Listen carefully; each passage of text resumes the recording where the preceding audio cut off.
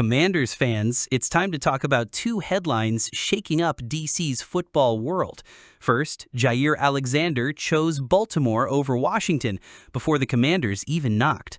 And second, Laramie Tunsil's arrival has NFL coaches nervous, but not for the reasons you think. If you're fired up about this season, smash that like button, subscribe to Commanders HQ, and drop a comment. Would you have gone after Jaire? Let's get to it.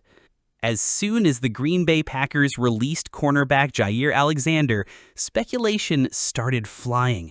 Social media lit up, Washington reporters floated the idea. Fans? Oh, they were dreaming, picturing Alexander locking down the boundary opposite Marshon Lattimore and that new-look Dan Quinn defense. But here's the truth. It was never happening. According to multiple insiders, including ESPN's Adam Schefter, Alexander already had a destination in mind, and it wasn't the nation's capital. He signed a one-year, $4 million deal with the Baltimore Ravens, with incentives pushing it to $6 million. That's right, Jaire turned down more money from other teams just to reunite with his college teammate Lamar Jackson. He wanted Baltimore. Washington never really stood a chance. The Commanders didn't even seriously engage in talks.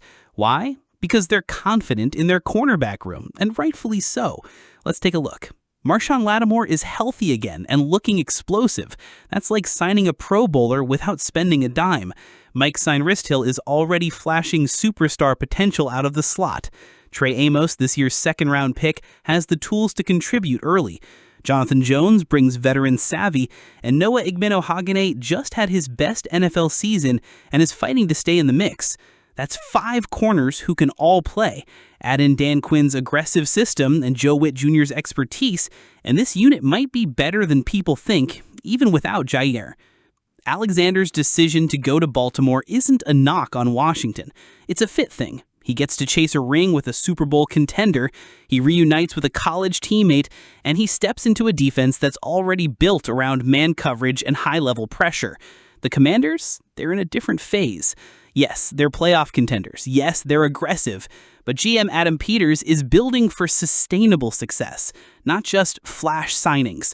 The Commanders will actually get to see Alexander up close. They'll hold joint practices with the Ravens this summer. That'll be a great test for Jayden Daniels, Terry McLaurin, and Deebo Samuel. But unless that secondary crumbles, and we don't expect it to, fans in Washington shouldn't lose sleep over this one. Now let's shift to the other side of the ball, because this is where things get really interesting. Washington made headlines earlier this offseason by trading for 5-time Pro Bowler Laramie Tunsil, sending a package of draft picks to the Houston Texans. It was bold, it was expensive, and according to multiple scouts and coaches around the league, it's already making people nervous. One anonymous defensive coordinator told ESPN, "He gets bored and loses focus sometimes, but when he's motivated, he's among the very best." Translation? The Commanders may have just added one of the most dangerous linemen in football if they can unlock him. This isn't just about adding talent. It's about protecting Jayden Daniels.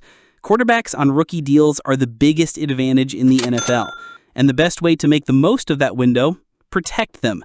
That's why Peters didn't blink at the cost, because pairing Laramie Tunsil with first-round pick Josh Conerly gives Washington something they haven't had in years, a left side of the offensive line that can go toe-to-toe with any pass rush in the league.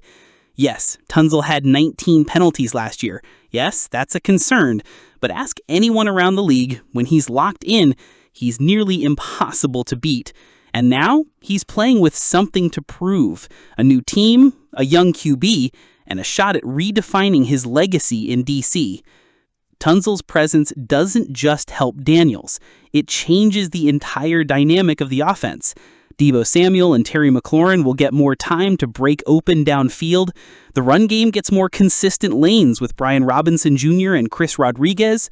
Cliff Kingsbury can call anything, bootlegs, play action, screens, with confidence that the blind side is protected. Even defenses have to game plan differently. No more stacking the weak side, no more isolating rookie tackles.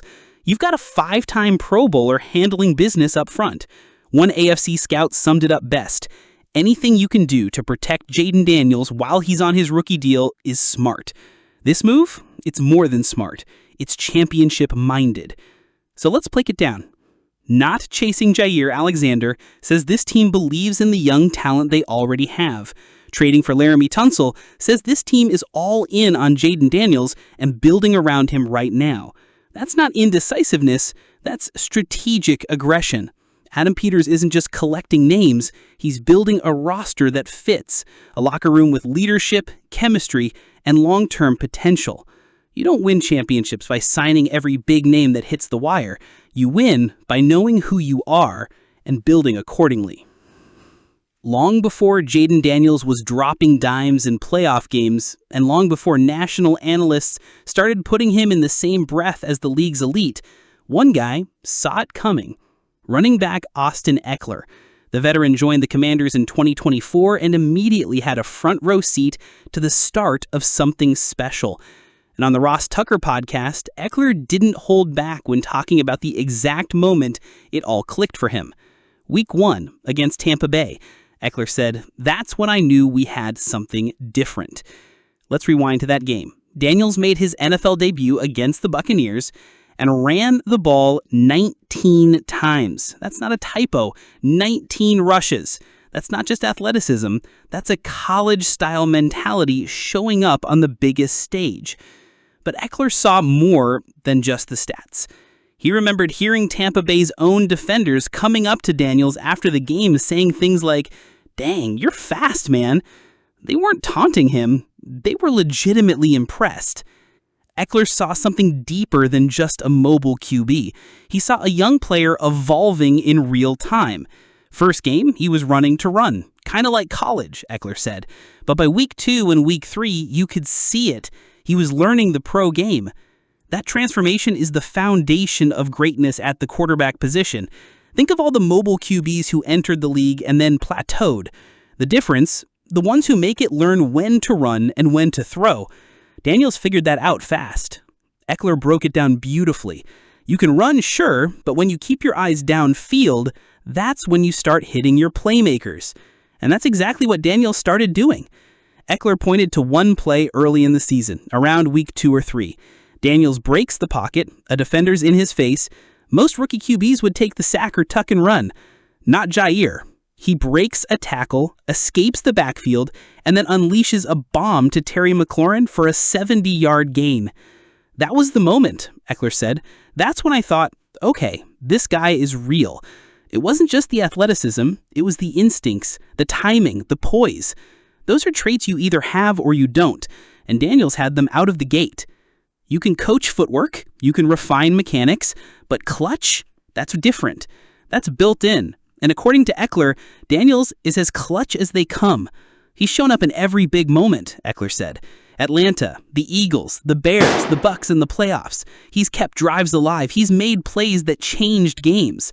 And he's done it with calm under pressure, something veterans notice quickly. He's got the ball in his hands first, Ekeler said. He's the one who has to keep it alive, and he's done that. Now the rest of us just have to help him out. This isn't just veteran praise, this is locker room validation. Here's where it gets real. Daniels put together one of the best rookie seasons for a QB in years. He led Washington to the NFC Championship. He became the face of the franchise overnight. But in the NFL, it's never enough. Ekeler knows it. The locker room knows it. Daniels knows it. Now, it's can you do it again, Ekeler said. That's what people want to know, and I'm looking forward to this year. This is the prove-it season, not just for Daniels, but for the entire organization, because now teams are game planning for him. There are no more surprises. No one's sleeping on Washington anymore. And that's what makes this upcoming season even more exciting. Let's give credit where it's due. Cliff Kingsbury has tailored the offense to maximize Daniels' strengths. Designed QB runs, rollouts and bootlegs, quick reads and screens to guys like Deebo Samuel, deep shots to Terry McLaurin, and RPOs that keep defenses guessing. And let's not forget the upgrades. Laramie Tunsil anchoring the blind side, Josh Connerly-John is the future at right tackle, Austin Ekeler and Brian Robinson Jr. creating a versatile backfield, and a healthy WR room finally. Daniels is not alone, and that's what makes this team dangerous. There's something powerful about seeing a young QB step into leadership. And for Ekeler, it wasn't just about what Daniels did on the field. It was the way he carried himself off it. In the huddle, confident. In meetings, locked in. On game day, cool under fire. It didn't take long, Eckler said. We knew we had something special. Now, it's time to level up. The league knows about Jayden Daniels. They're watching tape. They're circling the calendar. But Washington, they're not blinking. Because this team believes not just in the rookie magic, but in the foundation, in the growth, in the mindset. Jayden Daniels isn't just the future of the Commanders, he's the present. So what do you think, Commanders fans? Did Washington make the right call not going after Jaire? Will Laramie Tunsil prove to be the final piece of the offensive puzzle? Drop your takes in the comments. We're reading every single one. And if you love bold trades, inside analysis, and stories straight from Ashburn, this is the channel for you. Hit that like button, subscribe to Commanders HQ, and turn on